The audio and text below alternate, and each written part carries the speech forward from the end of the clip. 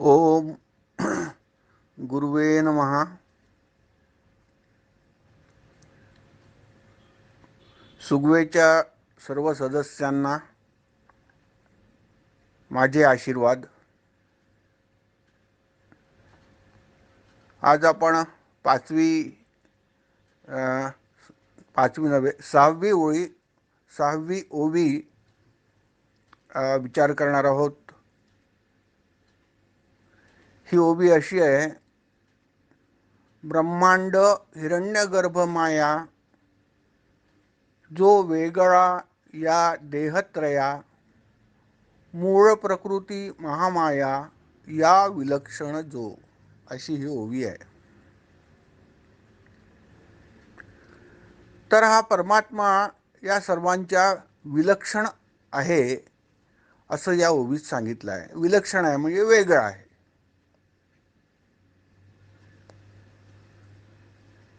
कशाच्या विलक्षण आहे? तर ब्रह्मांड, हिरण्यगर्भ, माया, देहत्रय, मूळ प्रकृती, महामाया या सर्वांपेक्षा भगवंत हा वेगळाच आहे. जो शुद्ध परमात्मा आहे तो अतिशय विलक्षण आहे. विलक्षण म्हणजे वेगळ्या लक्षणांचा, अत्यंत वेगळा असा हा परमात्मा आहे. आता या एकाचा थोडा अर्थ पटकन आपण समजावून घेऊ.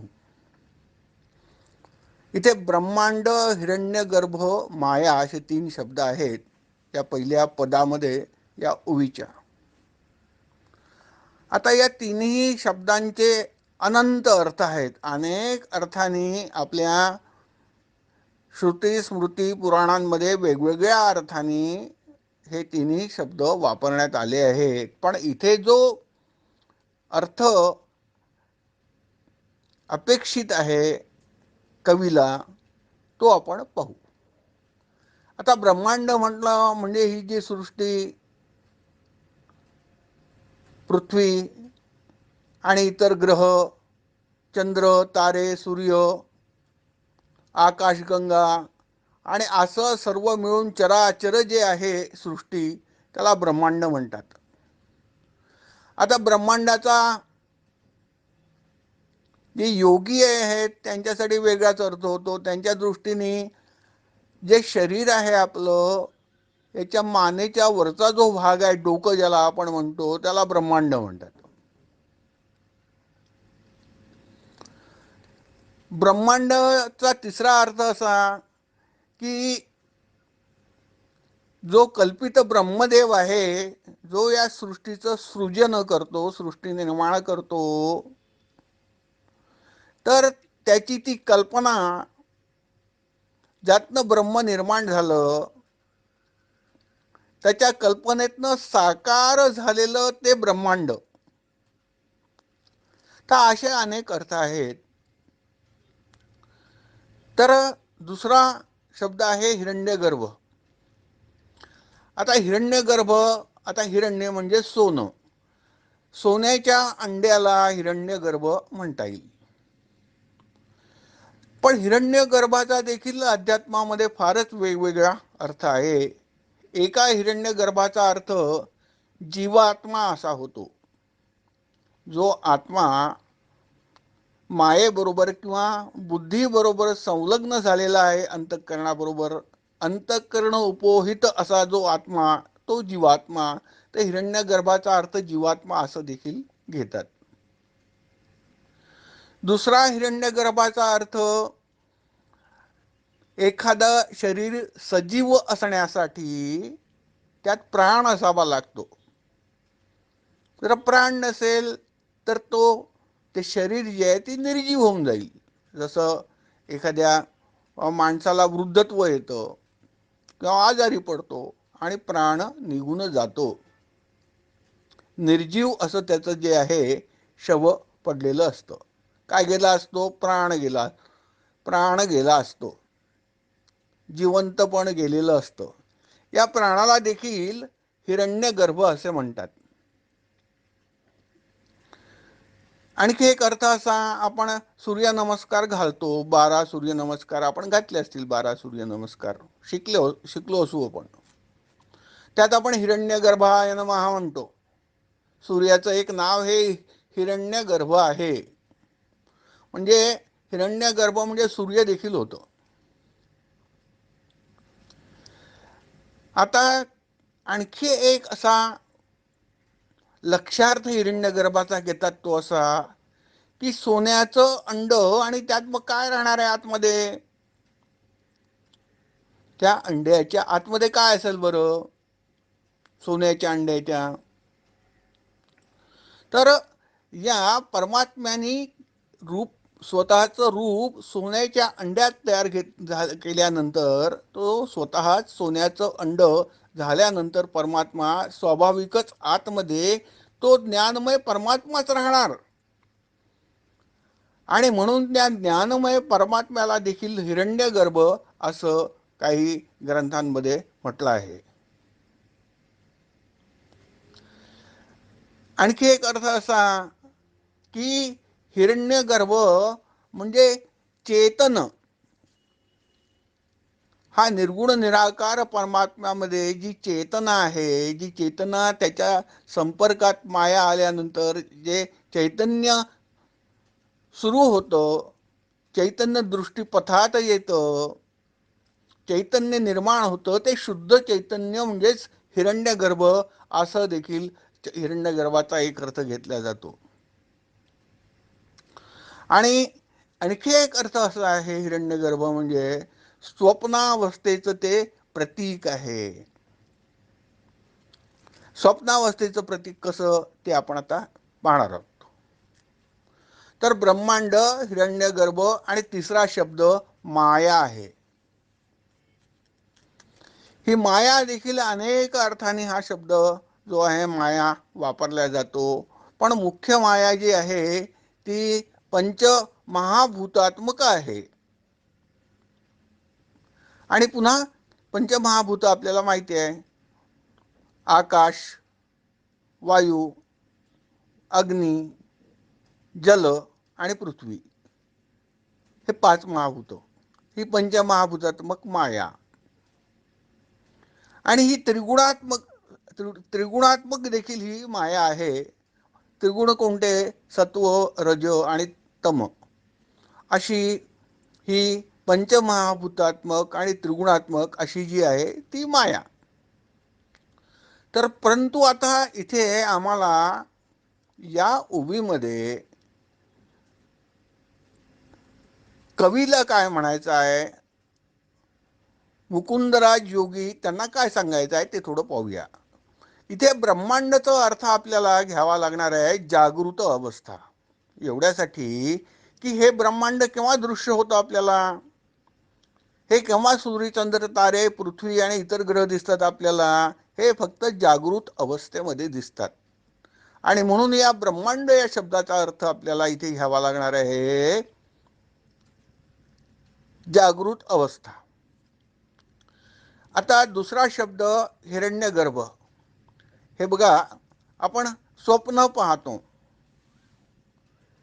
स्वप्नामध्ये अनेक व्यक्ती, अनेक स्थानं, अनेक क्रिया, अनेक घटना अशा स्वप्नामध्ये आपल्याला दिसतात. कधी आप्त दिसतात, आपले गुरु दिसतात, कधी मित्र दिसतात, कधी वाहने दिसतात, रस्ते दिसतात, कधी एखादा बगीचा दिसतो, कधी घर दिसतं, काय काय नातेवाईक काहीही दिसू शकतं. पण हे जे काही दिसतं ते पहिले आपल्या विचारांमध्ये असतं. ते काही एकदम प्रकट नाही होत.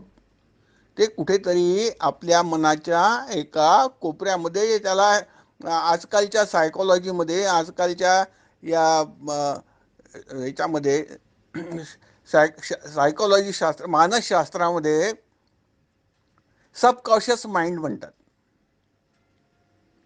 आणि या याच्यामध्ये सबकॉन्शियस माइंडमध्ये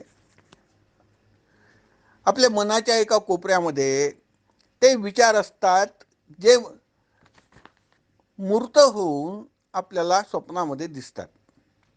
तर या विचारांचं जे स्वप्नामध्ये एक जो कल्पित एक गोळा असतो, कल्पित असे ते विचारांचं जे काही एक गर्भावस्था असते ती देखील हिरण्यगर्भ असं तिला म्हणतात.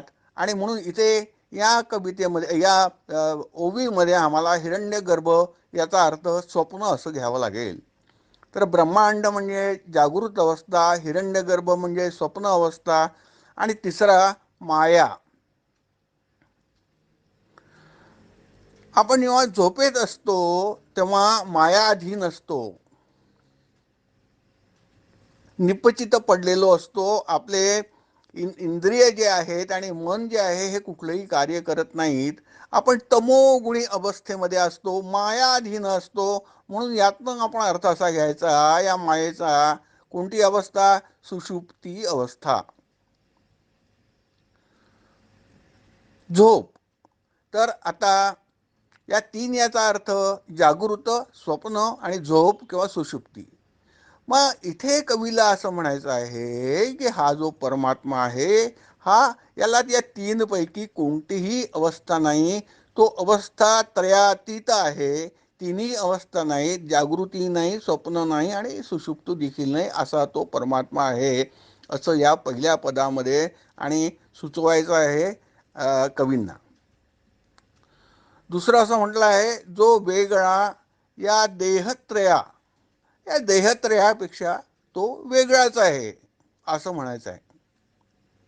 देहत्रय कोणते? देहत्रय आपल्याला माहिती आहे. जे आपण डोळ्याने आपला देह पाहतो, काल आपण पाहिलं सप्तधातूचा देह, पंचकोशांचा देह, असा हा जो डोळ्यांनी दिसणारा देह आहे याला काय म्हणतो आपण? स्थूल देह म्हणतो. स्थूल दृष्टीने दिसतो म्हणून हा स्थूल देह. हा एक देह झाला. दुसरा देह आपला असतो तो कोणता? तो सूक्ष्म देह. सूक्ष्म देह कोणता?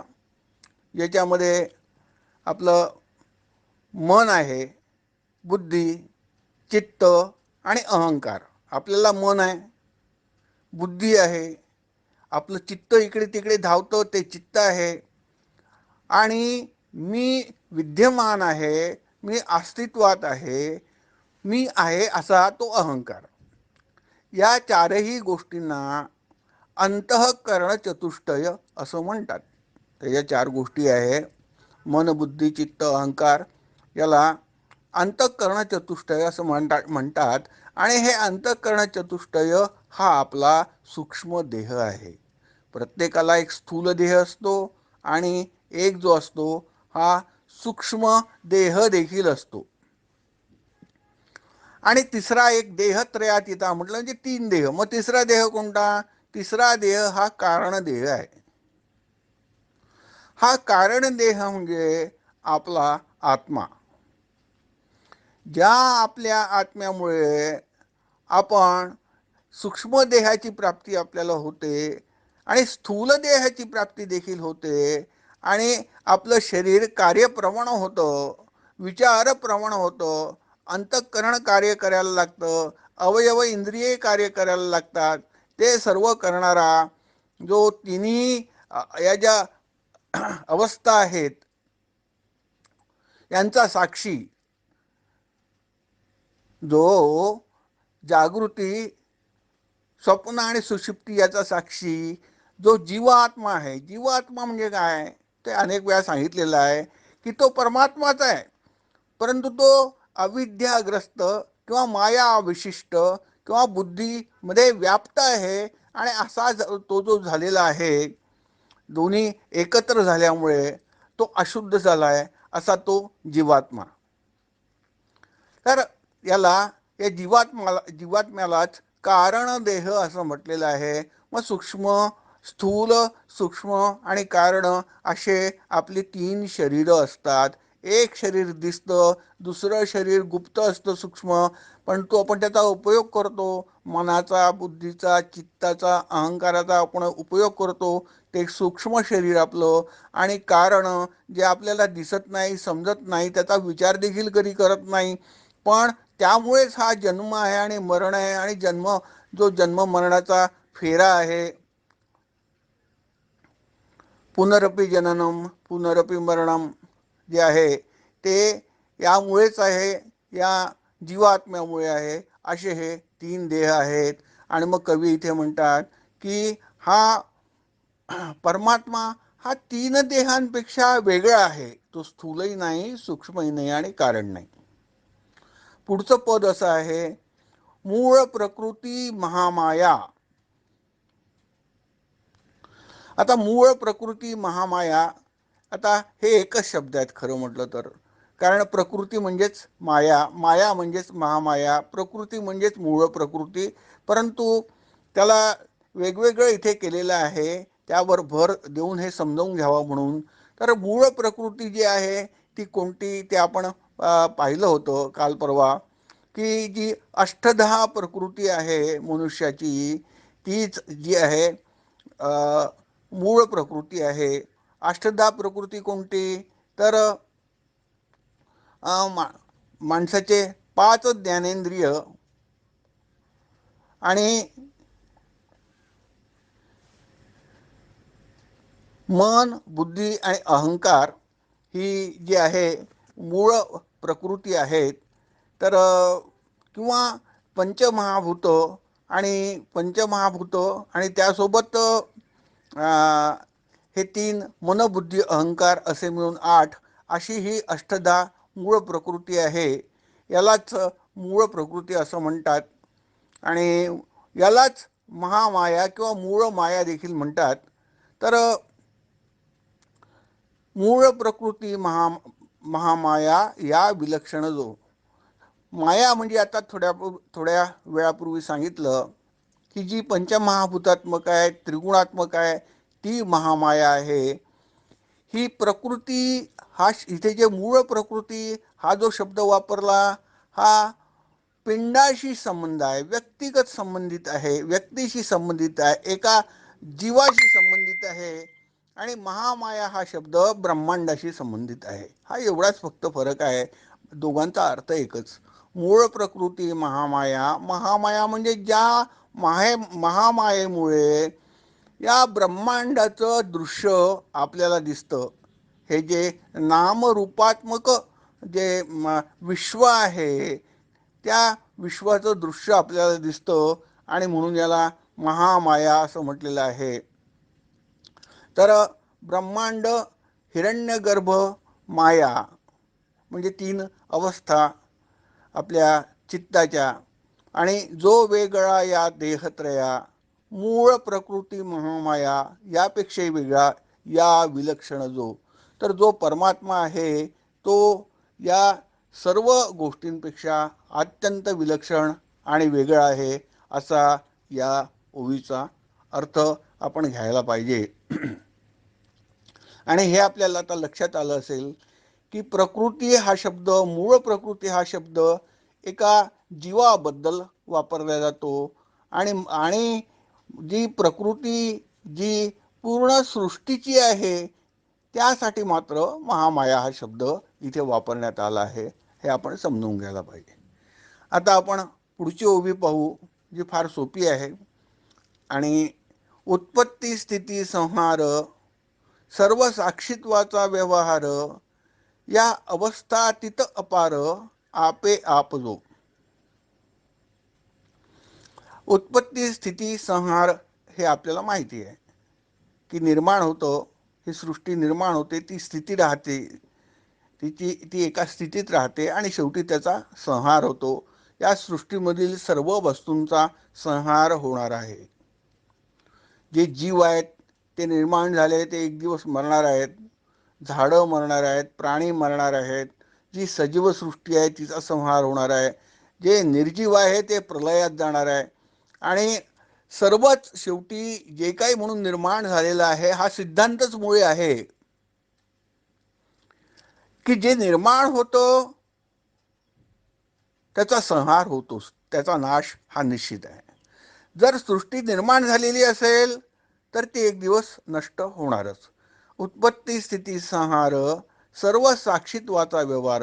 भगवंताचा व्यवहार फक्त साक्षीत्वाचा आहे. ना तो उत्पत्ती करत, ना तो स्थितीमध्ये राहत, ना तो काही संहार करत.